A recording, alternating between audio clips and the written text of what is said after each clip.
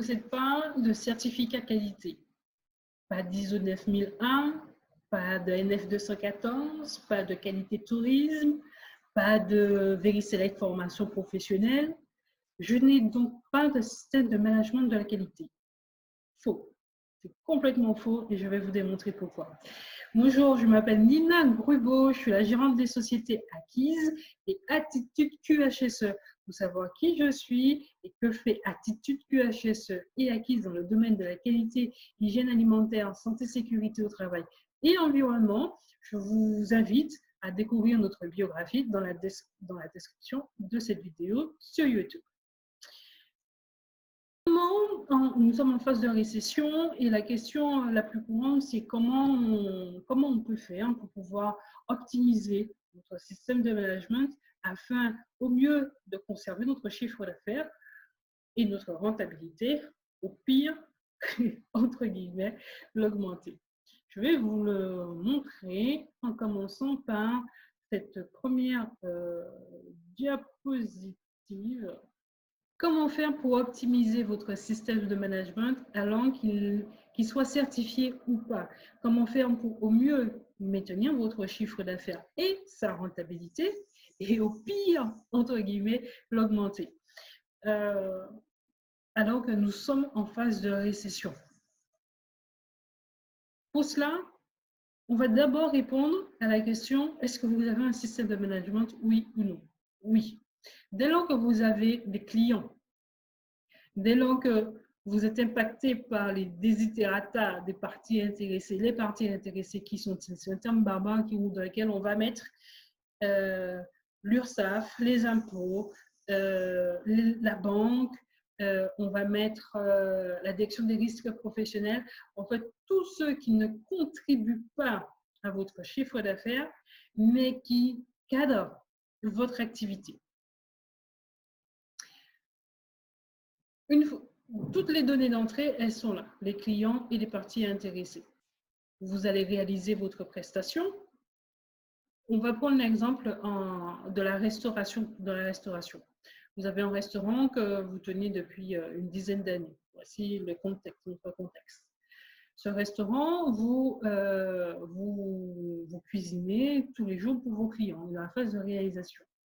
Ensuite, vous cuisinez, vous servez. À la sortie, on a le client qui paye.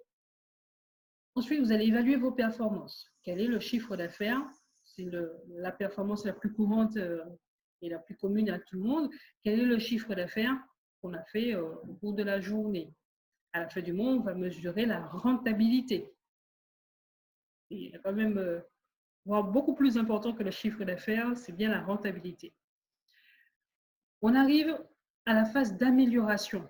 On le fait tous de façon tacite ou intacite. Vous avez votre restaurant depuis une dizaine d'années. Certes, vos recettes n'ont pas évolué, mais la méthode, l'infrastructure, vos ustensiles, tout cela a évolué en fait en 10 ans. Vous avez amélioré votre prestation. Si elle s'est dégradée, vous n'y êtes plus normalement. Ensuite, cette planification. Vous savez que c'est une habitude que vous avez donnée à vos clients. On reste toujours dans mon exemple de la cuisine. Le mardi et le jeudi, c'est poisson. Le lundi et le mercredi, c'est viande. Et puis le vendredi, c'est la surprise du chef. Vous êtes dans la planification parce que vous savez que le lundi et le mercredi, je ne sais même plus qu'est-ce que j'ai dit comme exemple, c'est là que vous allez au marché au poisson acheter votre poisson frais. Vous savez que le mardi et le vendredi, le jeudi, vous allez chez le boucher parce que vous cuisinez que frais et ultra frais. Vous êtes bien dans de la planification. Donc déjà là, vous avez votre contexte, vous avez vos exigences et les besoins et attentes de vos parties intéressées. Votre système de management, il est à 90% complété. Vous livrez produits et services, ils sont reconnus par vos clients puisqu'ils sont satisfaits et ils reviennent. Alors, je vais défoncer une porte ouverte. Un client satisfait est un client qui revient. Ça paraît logique. Mais des fois, il faut rappeler un certain nombre d'évidences. Et vous pouvez le répéter avec moi, hein. Un client satisfait est un client qui revient. Donc, dès lors que vous avez tout ça, et si vous êtes derrière votre ordinateur à écouter cette vidéo, il y a de fortes chances pour que votre système de management il est déjà en place. Maintenant, on arrive à la question la plus importante, c'est nous sommes en phase de récession, comment je peux utiliser ce système pour pouvoir l'améliorer, l'optimiser, je vais y arriver, pour pouvoir maintenir mon chiffre d'affaires au pire et l'améliorer au mieux. Moi, je vous conseillerais d'utiliser deux leviers. Le levier des exigences du client. 3 leviers même. Deuxième levier sur la réalisation et les performances. Combien d'entre vous a déjà posé à ses clients la question « Qu'est-ce que je souhaite ? Qu'est-ce que vous attendez de ma prestation? Qu'est-ce que vous attendez de mon produit ?» Rappelez-vous que le Covid-19 a quand même mis pendant plus de 55 jours plusieurs millions de personnes. Certaines personnes sont reparties au travail tout de suite, il n'y a pas eu beaucoup de séquelles, on va dire. Voilà. Mais d'autres personnes vont être profondément marquées, leurs besoins vont certainement évoluer. Je fais partie de ceux quand même qui pensent qu'au bout d'un certain temps, les habitudes vont reprendre. C'est-à-dire que les gens, je reste dans mon domaine de mon exemple de la restauration, ils vont retourner déjeuner sur place, etc.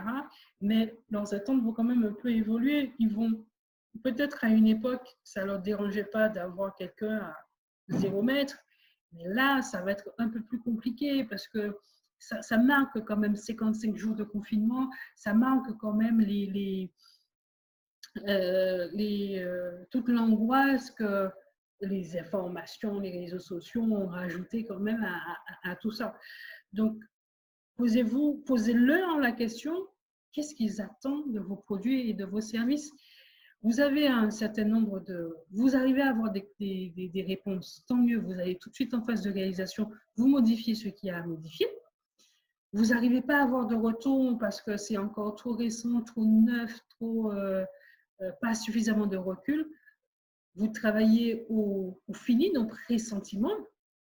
C'est là que votre rôle de leader prend toute son envergure et vous allez tester. Vous testez et vous évaluez les performances en termes de chiffre d'affaires, c'est sûr, mais de rentabilité. Est-ce que mon produit est rentable?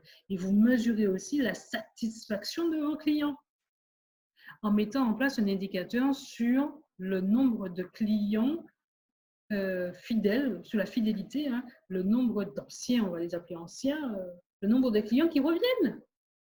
Si vous vous rendez compte qu'au bout à la fin du mois, vous faites le bilan et que sur les 90 personnes qui sont passées, il y en a 85 qui sont des nouveaux clients. Donc, d'un premier, vous pouvez vous dire, tant mieux, peut-être que votre campagne publicitaire fonctionne très bien, mais vous avez quand même un problème. Les clients ne reviennent pas. S'ils ne reviennent pas, c'est qu'ils ne sont pas satisfaits. Donc, vous avez un problème. Et vous devez revenir ici à cette phase d'exigence du client pour savoir qu'est-ce que vous devez améliorer pour pouvoir de nouveau planifier, pour pouvoir de nouveau réaliser et ainsi de suite, jusqu'à ce que vous arriviez à votre objectif de satisfaction. Si cette vidéo vous a plu, n'hésitez pas à vous abonner sur notre chaîne YouTube. N'hésitez pas à vous abonner aussi sur nos différents réseaux sociaux. Sur YouTube, n'oubliez pas de cocher sur la petite cloche qui va vous permettre d'être alerté chaque fois qu'on va publier une nouvelle vidéo. Nous avons aussi prévu pour vous une formation pour ceux qui n'ont pas encore de système de management de la qualité, qui ne veulent pas pour l'instant, ne voient pas l'intérêt d'être certifiés, et ça je le comprends parfaitement, mais qui souhaitent quand même en savoir un petit peu plus sur le système de management pour pouvoir l'améliorer par la suite. Nous avons une formation qui s'appelle Initiation à la démarche qualité et je vous invite à pouvoir y aller, à la consulter, à voir un peu les objectifs et le faire aussi tout simplement.